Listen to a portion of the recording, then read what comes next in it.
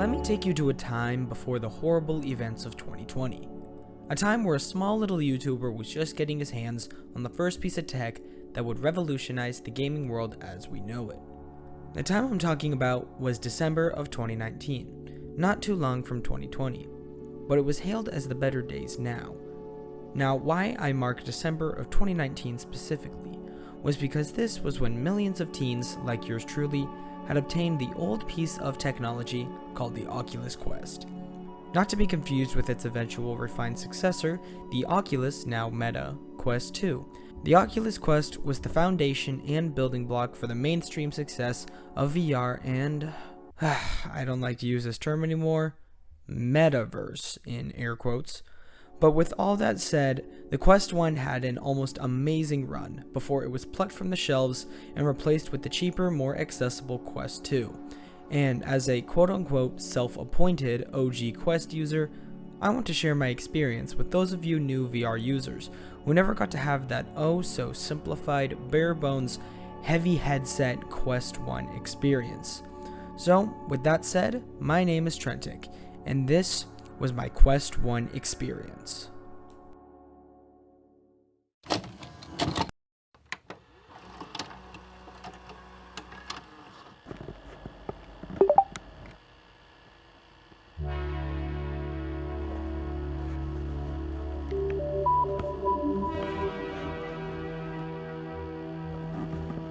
I am excited to announce Oculus Quest.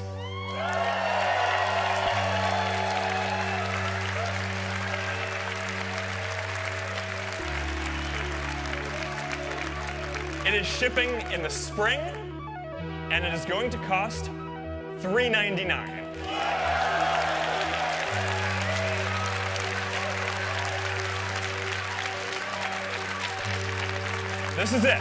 This is the all-in-one VR experience that we have been waiting for.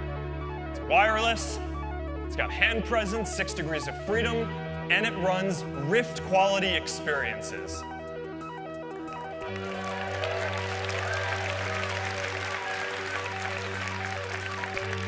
Full inside-out tracking, full freedom to move around, no cables, no external sensors, just really good positional tracking. It's got adjustable fit, so it's comfortable to wear with glasses. It's got built-in 360 audio, even better than what we shipped with Oculus Go, even without headphones. And it is shipping with touch controllers to deliver the same hand presence that you get with Rift. And we're going to have more than 50 titles available for Oculus Quest at launch.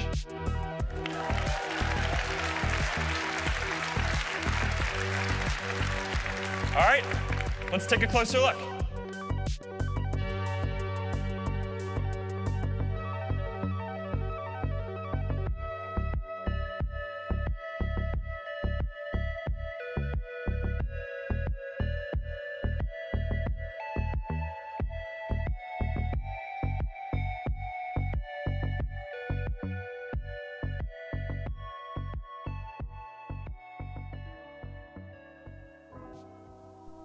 If you're an Oculus Quest user, then you definitely know this feeling. The feeling of booting up a Oculus Quest for the first time. Everybody in their minds has that memory imprinted somehow. And I think out of all of the memories of you on your Quest, that is probably the one you remember the most and remember the most fondly. I ask you, do you remember seeing the Quest logo for the first time? Do you remember automatically being booted into the First Steps application, where you were able to dance with a robot, figure out how the Quest controls work, and were able to figure out VR guns for the first time?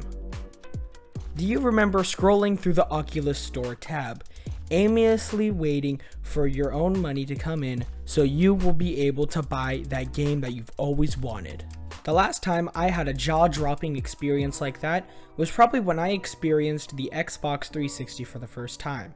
Playing games like Minecraft, Halo, Call of Duty, it was actually amazing.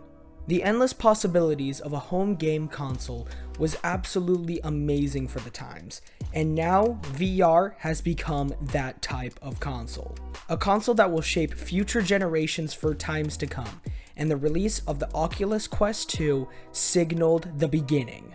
And with my fairly long introduction out of the way, I think it's time to get into what made the Oculus Quest so magical. The games.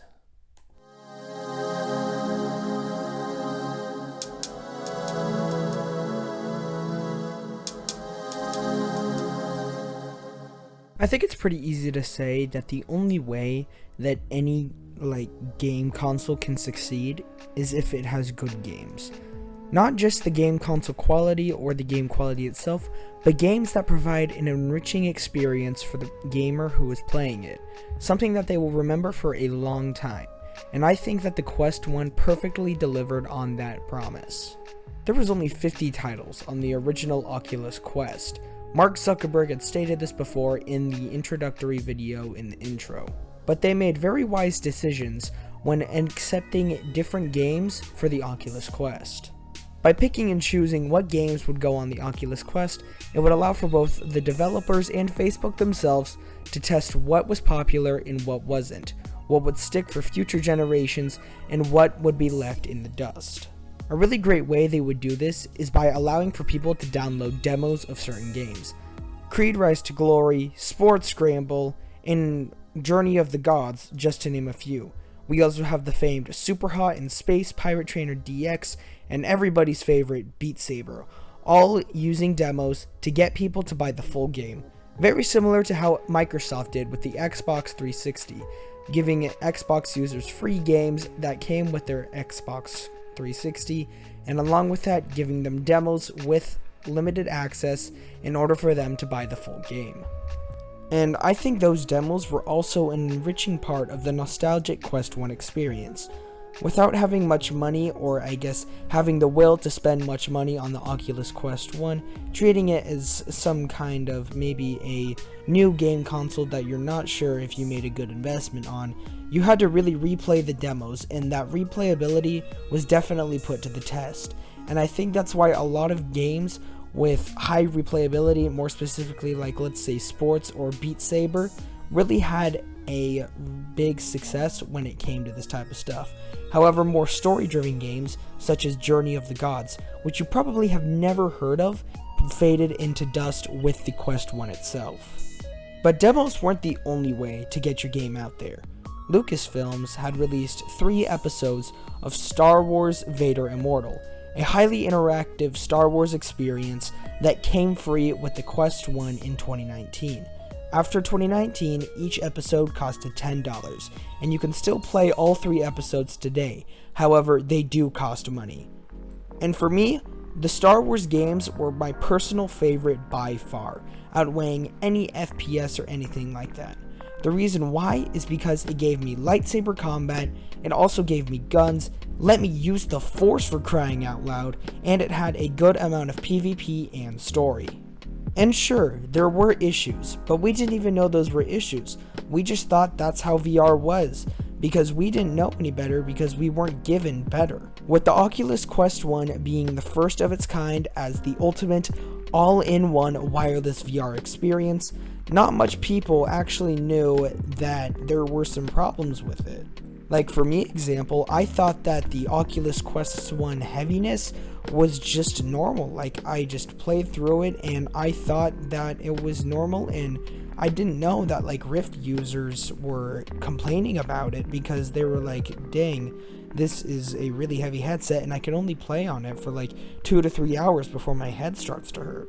And as a result of that problem, more companies from third-party websites actually developed counterweights and battery packs that allowed for a counterweight on the Quest 2 for more playing time. And because of that issue, third-party developers were able to step in and create counterweights that later doubled as battery packs, which made the Quest 1 experience that much better. Along with that, the graphics were way de-upgraded compared to the Quest 2. The Quest 2 using its chip called the XR2 Snapdragon, the best of its kind in the virtual reality field, it immediately blew away the Quest when it first released. To me, it really seemed like the Oculus Quest was just kind of a beta test for Facebook to see if people would actually be interested in virtual reality. And boy, did that come out as a return investment. because I'm sure both the investors and Facebook themselves were being flooded with just lots of money, as people were paying what people expected to be a normal price of $400 for an Oculus Quest 1, when I'm sure they knew, because it released in like literally a year later, that there would be a better suited Quest headset. And all in all, when it was discontinued in September of 2020, it marked a sad day, because along with that, it also marked the death of Oculus itself. This was the last project that Oculus itself had worked on before it was completely taken over by Facebook, now known as Meta. And before you come at me in the comments saying that, oh, but Facebook was the one who announced it and they released it. Yeah, I know that, but Oculus was actually working on it first, and it took them years to develop it before Facebook came in and released it with huge amounts of publicity because of its platform. One thing you do need to know is that Facebook came in towards the end. They came at just at the right time to rake in that investment money and also push the Quest out to as many people as possible. And that pushing generated a lot of hype, because as we all know, a portable wireless VR headset with capabilities of the Oculus Rift and now better was honestly an amazing feat for virtual reality, and many people were interested in it. And because the Quest 2 was so much cheaper than the Quest 1, people were a lot more enticed to buy it, because they knew that it would be a lot more accessible, and they know that it's a lot more powerful. To conclude, the Oculus Quest 1 was the biggest stepping stone that virtual reality and the metaverse has ever taken. This marks the first steps, the Adam and Eve, the Big Bang, whatever you want to call it.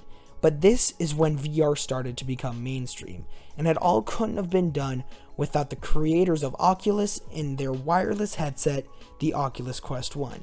And picking this up for the first time, it was the best experience that me and many other people had before it was discontinued in September of 2020, to be replaced with its older successor, the Oculus Quest 2.